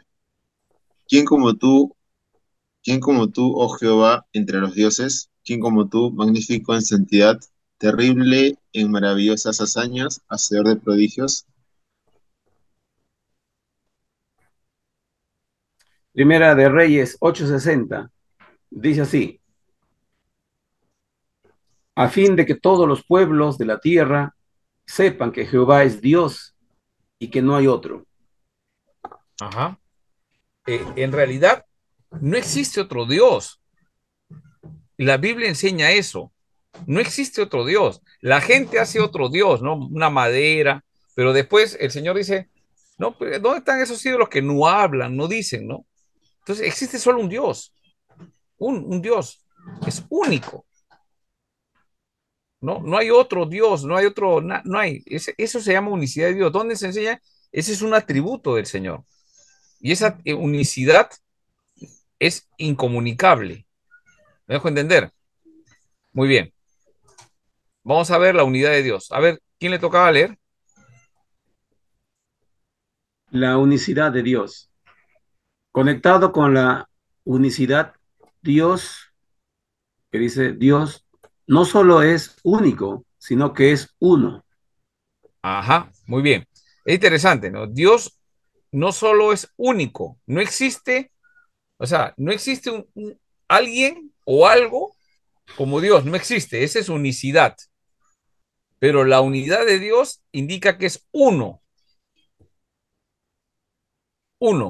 no hay otro, ¿ya? Muy bien, se va entendiendo, ¿no? Ahora, avanzamos. ¿Qué dice el Shema 6:4? ¿Quién puede leer? Oye, Shema, Deuteronomio 4. Oye Israel, Jehová nuestro Dios, Yahvé, unicidad. Jehová es, Jehová uno es, Ejad, unidad. Ya. Entonces, en el Shema, en Deuteronomio 6:4 dice, oye Israel, Jehová, nuestro Dios, ¿no? Cuando dice Jehová, nuestro Dios, la palabra que está en Jehová, que ha sido traducida como Jehová, el tetragramatón, ¿no? Acá hay un eh, Yod, Ei, Bau, Ei, ¿no? Esa es la palabra, sí. No, no lleva vocales, pero bueno, para temas de sonidos, de traducciones, pero cuando habla de esto, habla de unicidad, Dios, Jehová, ¿no? Unicidad. Nuestro, no, no hay otro. Pero también Jehová uno es, dice. Ese es Ejat, uno, y habla de unidad. Unicidad y unidad. Muy bien. Leamos la autoexistencia de Dios. ¿Cómo es que Dios, quién creó a Dios? Es la pregunta, ¿no? ¿Quién creó a Dios? Entonces es una pregunta un poco, eh, algunos piensan que haciendo esa pregunta son inteligentes, pero es difícil, ¿no? Pero bueno, tal vez en algún comienzo pues podemos preguntarle, ¿quién creó a Dios? ¿No? Entonces, no, Dios no ha sido creado, es la autoexistencia de Dios. Dios es eterno. Vamos a ver, por favor, ¿quién puede leer? Ya, la autoexistencia de Dios. Dios tiene la base de su existencia en sí mismo. No fue creado ni tiene fin. Dios es independiente en sus pensamientos, voluntad y poder. No responde a nadie y nadie lo dirige. Ya, ¿no? Ahí están los textos bíblicos que pueden corroborar lo que estamos diciendo. Entonces, Dios existe, ¿no? Él es el dador de todas las cosas. No fue creado, no tiene ni inicio ni tiene fin. Es independiente, ¿no? El ser humano no tiene esa capacidad. Por eso es un atributo incomunicable. El hombre ha sido creado. Es eterno si cree en Cristo, ¿sí? Pero depende de su unidad con Él. Depende si estamos perseverando en Él y que Él nos salve, ¿sí? Pero depende. En el caso de Dios es independiente, no depende de nadie.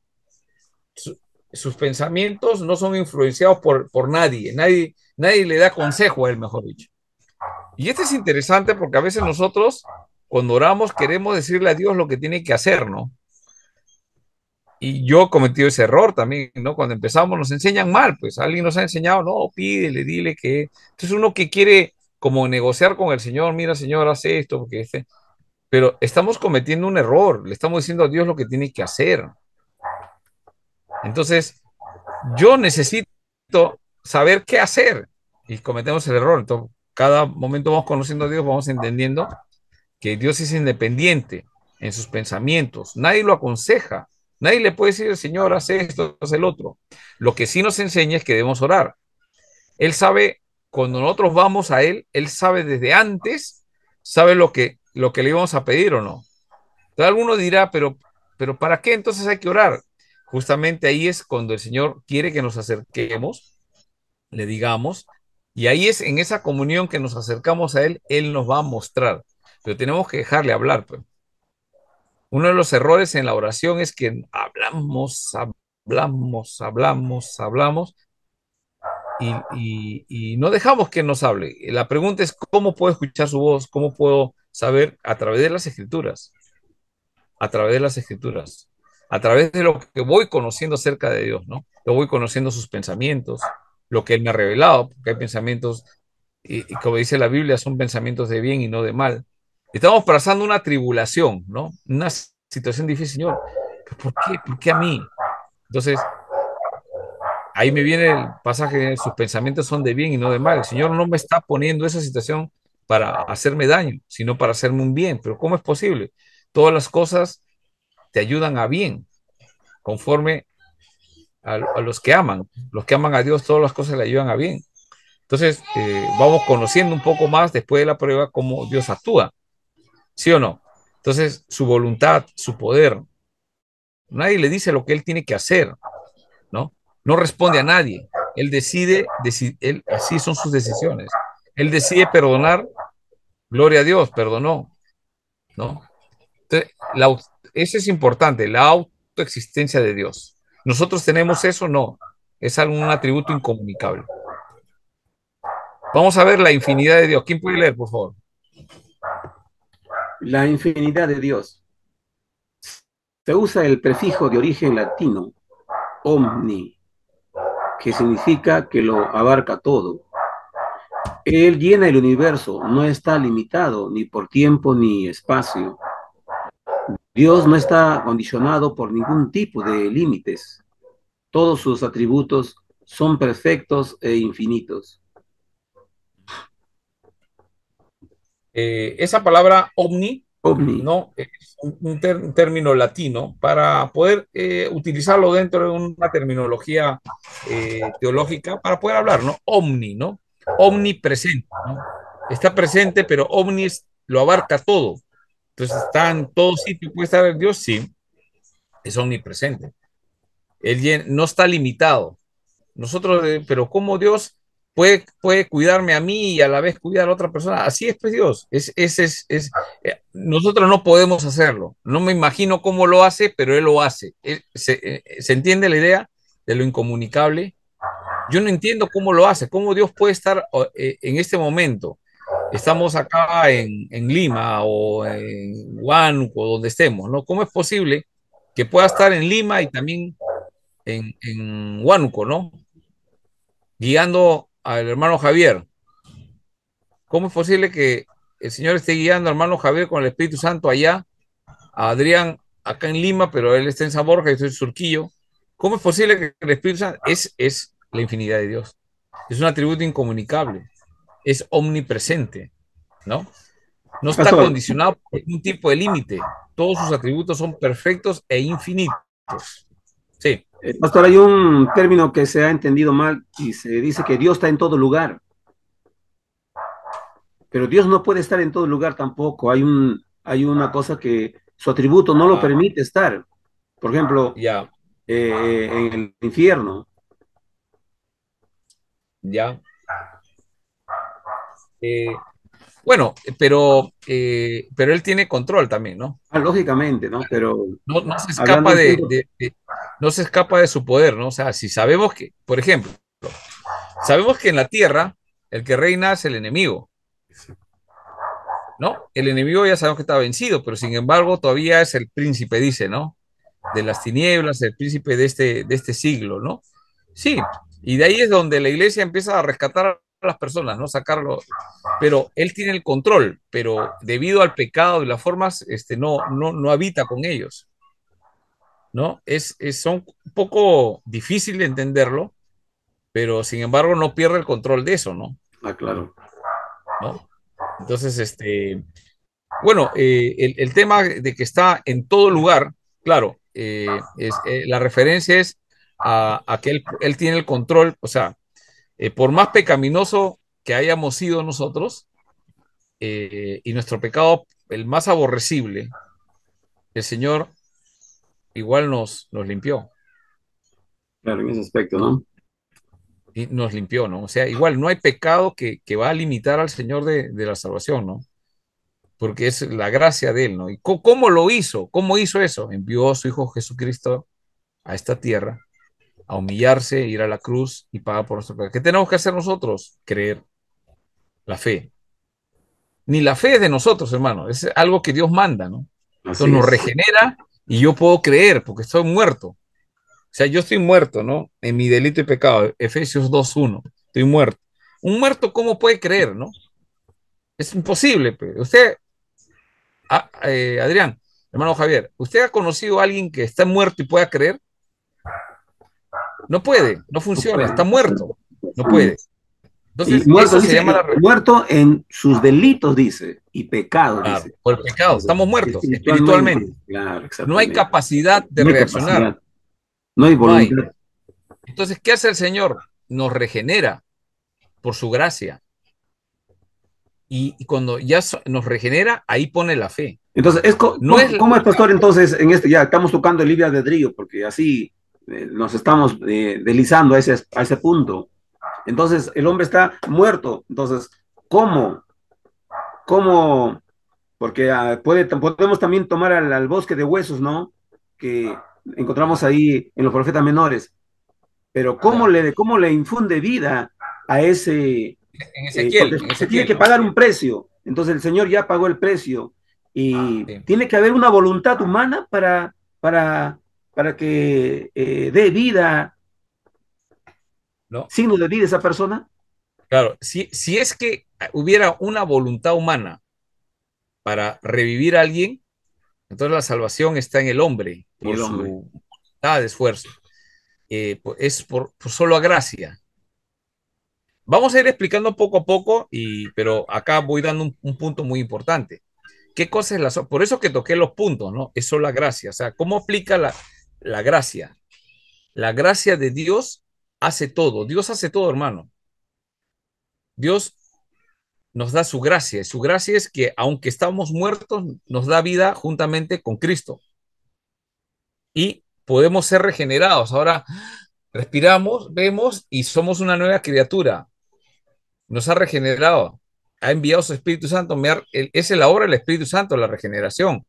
Ahora pone fe en mí y puedo creer que el que me ha salvado, puedo ver que Jesús, Él es el que me ha salvado. El que ha sido regenerado por el Espíritu Santo no dice, bueno, yo leyendo la Biblia me salvé. No, dice, no, algo Dios ha hecho. Yo no era así, ahora soy diferente, regenerado. Alguien veía que antes se podía vivir desordenadamente como el mundo. No, ahora no puedo vivir así. Me doy cuenta que no debo vivir ahí. Y hay un cambio, ¿no? Eso se llama transformación, regeneración. Esa es salvación de Dios. Muy bien. Entonces, la infinidad de Dios. La omnipresencia. Por favor, Adrián, ¿puedes leer? Ya, es la expresión de la infinidad de Dios en relación al espacio. Dios está presente con todo su ser, en todos los lugares, en todos los momentos, al mismo tiempo. Ya, muy bien. Se entiende, ¿no? Ya lo explicamos un poquito. Ahora, eternidad, hermano Javier. La eternidad es la expresión de la infinidad de Dios en su relación con el tiempo. Dios no está sujeto al tiempo, pero interviene en él. Así es. Dios es eterno. Para Así. Dios no, Sí. un año, una hora, un día es 1000, ¿sí? ¿Se entiende? O sea, Él no está sujeto al tiempo, pero Amén. sí interviene en el tiempo, porque nosotros sí estamos sujetos al tiempo. Estamos sujetos en el tiempo por nuestra carne, ¿no? Sabemos que nacemos y sabemos que de viejito vamos a morir o de una enfermedad, pero tenemos que morir, ¿no? Entonces estamos sujetos al tiempo, ¿no? Cada año va pasando un año más, va avanzando, vamos avanzando en edad, crecemos en conocimiento, pero físicamente nos vamos debilitando, vamos a llegar a la muerte. Tenemos que hacer las cosas en el tiempo, pero Dios no está sujeto al tiempo. Pero por eso decimos que Dios es eterno. Omnipotencia, por favor, Adrián. ¿O omnipotencia, quién le tocaba? Ya. Es el atributo que describe el total, absoluto e ilimitado poder de Dios sobre todas las criaturas, las cosas, la creación completa, en todos los tiempos y en todas las formas. Muy bien, ¿no? Es tiene un poder total, absoluto y limitado. Nada se resiste al poder de Dios. ¿El enemigo es poderoso? Sí, pero no es más poderoso que nuestro Dios. Hay reyes en la tierra. Hitler tenía un poder impresionante, ¿no? Pero no más que el poder de Dios. Y eso significa que Dios permitió el holocausto. No lo guió, no lo dirigió, pero lo permitió como en su sabiduría quería hacer algo con su pueblo, ¿no? Son detalles, pero nada supera el poder de Dios, ¿sí? Ahora, ¿él puede sanar a alguien? Hemos visto en la Biblia muchos registros y hay testimonios de sanidad, gente que ya está con cáncer y cosas, ¿no? Pero también hay personas que han estado y Dios, bueno, ha determinado que no lo va a sanar. ¿Tiene el poder para hacerlo? Sí, pero Él ha determinado que es mejor así, ¿no? Eso tenemos que ir aprendiendo. Cuando vamos conociendo el carácter y el atributo de Dios, ¿no? No hay cosa que pueda separarnos, ¿no?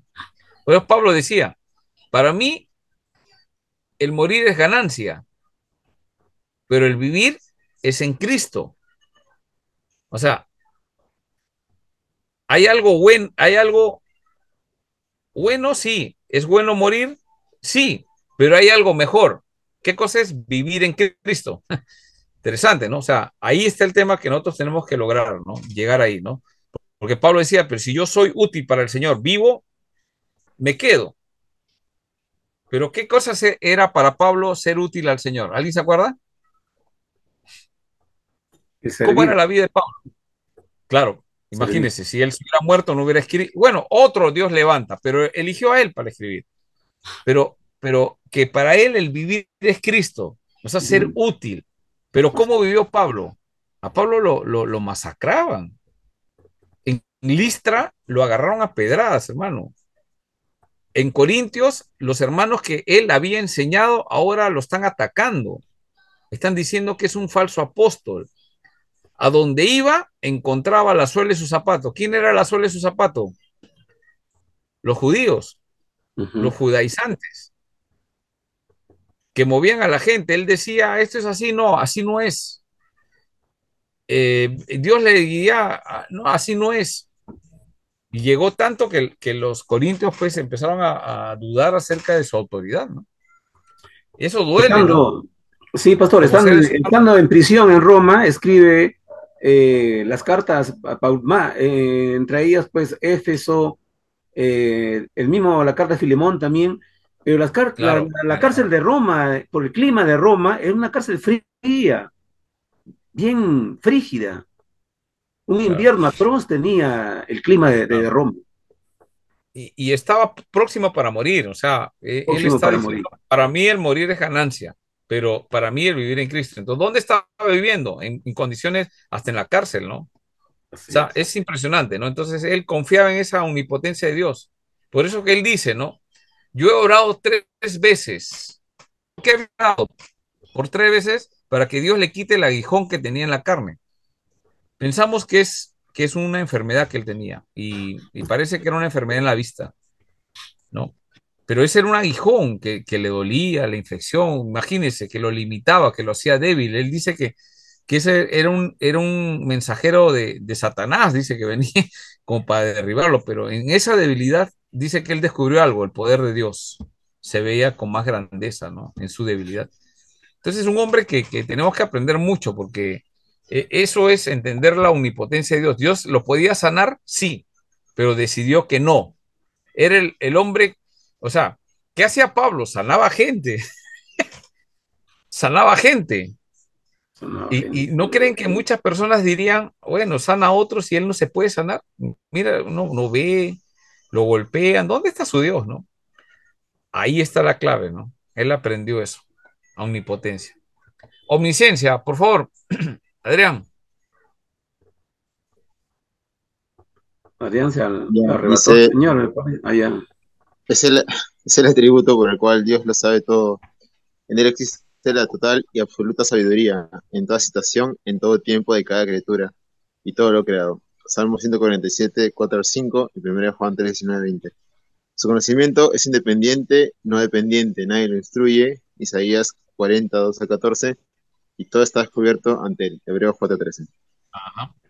Todo él conoce todo, no hay nada que esté oculto, ¿no? Eso es interesante, ¿no? Porque a veces pensamos que nosotros podemos ocultar algunas cosas. Adán pensó que se podía ocultar, ¿no? De Dios, ¿no? Pero es imposible. Soberanía de Dios, hermano Javier, por favor.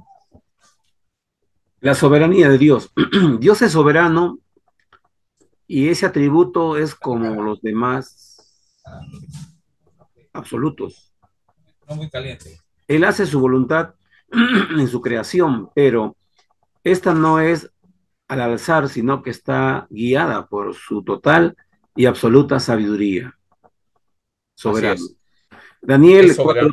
4:35, Efesios 1:11, Salmos 115:4 y 1 Timoteo 6:14 al 16. No puede ser resistido, dice Romanos 9:19. O sea, la soberanía de Dios, Dios es soberano, nadie la puede resistir. Nadie puede salir de la soberanía de Dios. No, yo quiero ser rebelde, que me quiero ir para acá, no.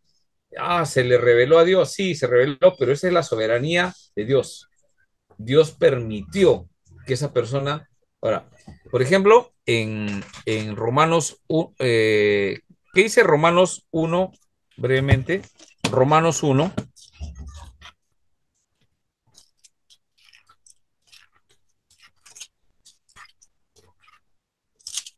¿Qué versículo? Ya, capítulo 1. eh,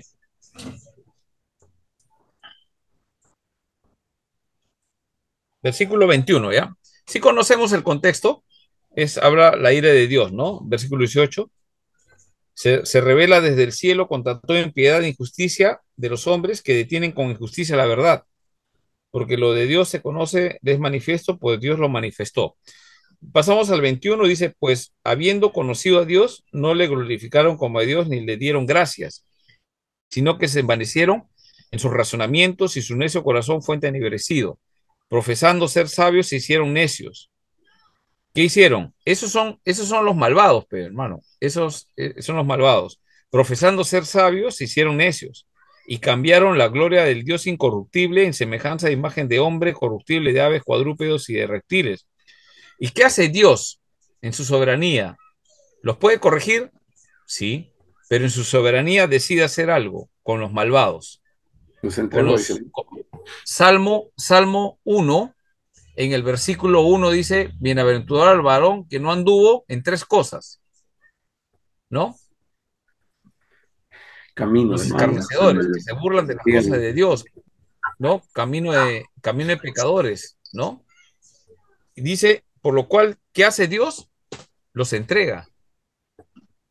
Esto es que Dios entrega a las personas, no hace nada, no los quiere salvar, ¿no? No quiere.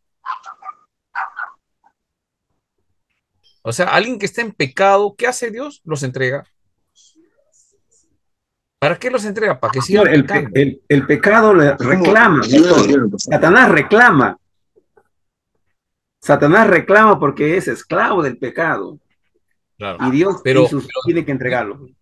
ya, la pregunta es, ¿Dios puede salvarlos? Sí, Sí, claro. pero es soberano.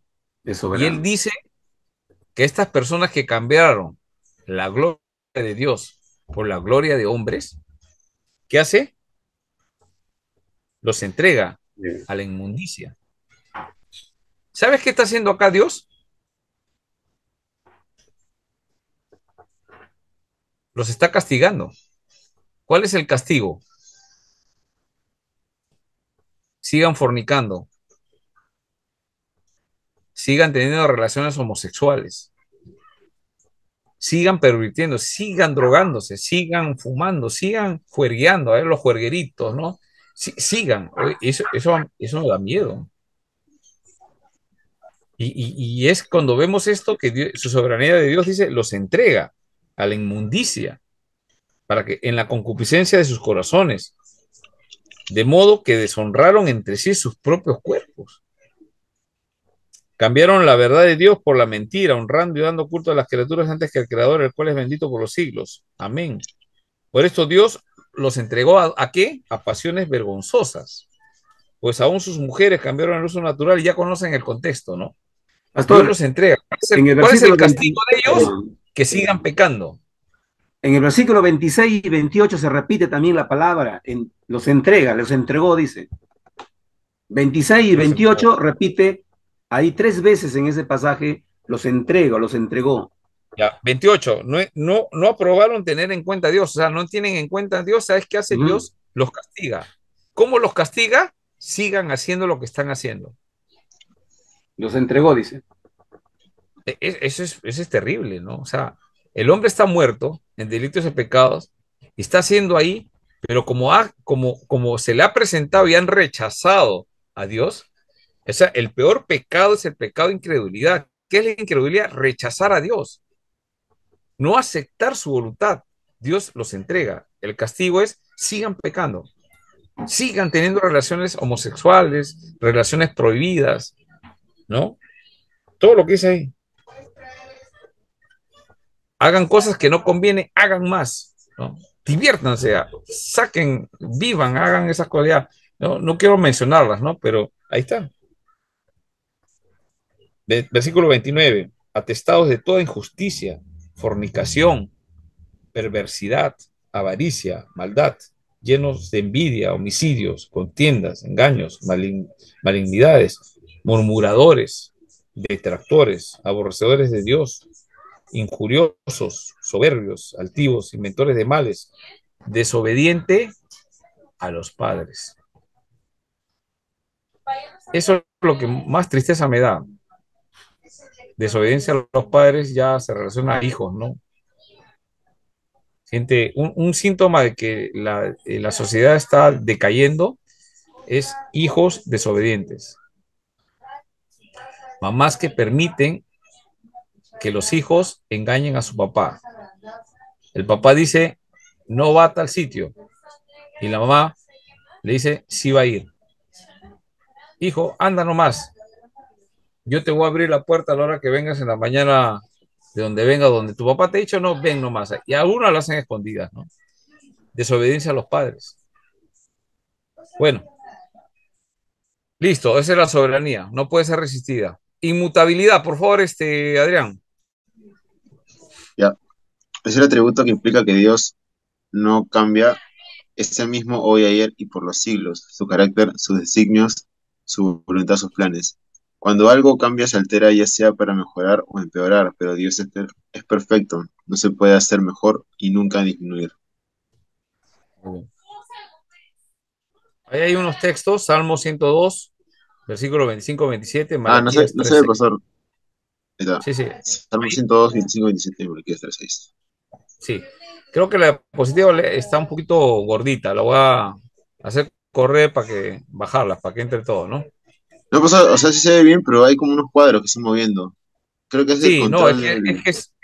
sí, es mi monitor de la pantalla y donde controlo las cosas, que no ha bajado. Sí, Ya, este, importancia de la inmutabilidad de Dios. A ver,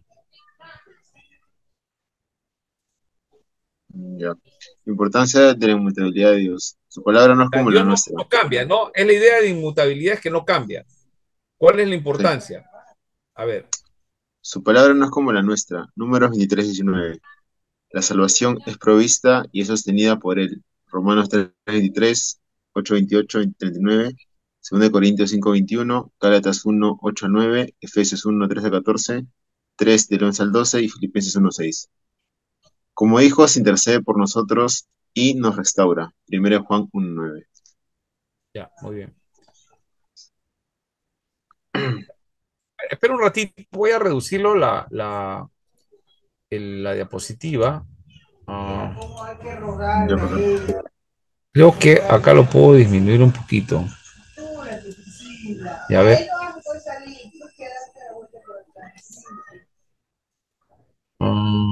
Ya, acá estamos.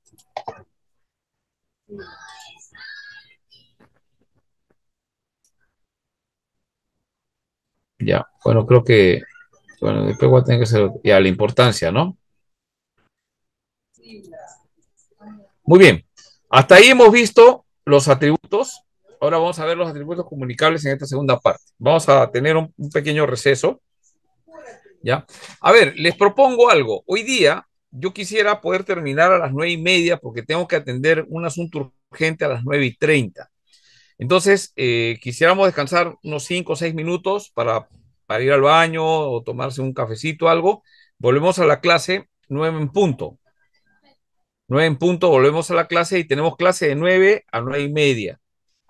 ¿Ya? Y terminamos temprano hoy día. Pero esa media hora que falta la reponemos en la otra clase. ¿Puede ser? ¿Está Sí, bien, pastor? pastor. ¿Ya? Esta vez, también para que no avancemos mucho también y los compañeros no se queden sin algunos temas. Hoy día terminamos los atributos comunicables e incomunicables, ¿ya? Entonces, necesito atender algo a las 9:30, un tema que a última hora ha salido y necesito atenderlo a las 9:30, ¿ya? Ya, Entonces, pastor. a las 9:30 en punto terminamos. Ahorita a las 9 en punto nos conectamos, tenemos media hora seguida sobre el tema y Ya. vemos para poder terminar los atributos. ¿Ya, hermano? Listo, listo. Listo, descansamos, paramos la grabación un ratito.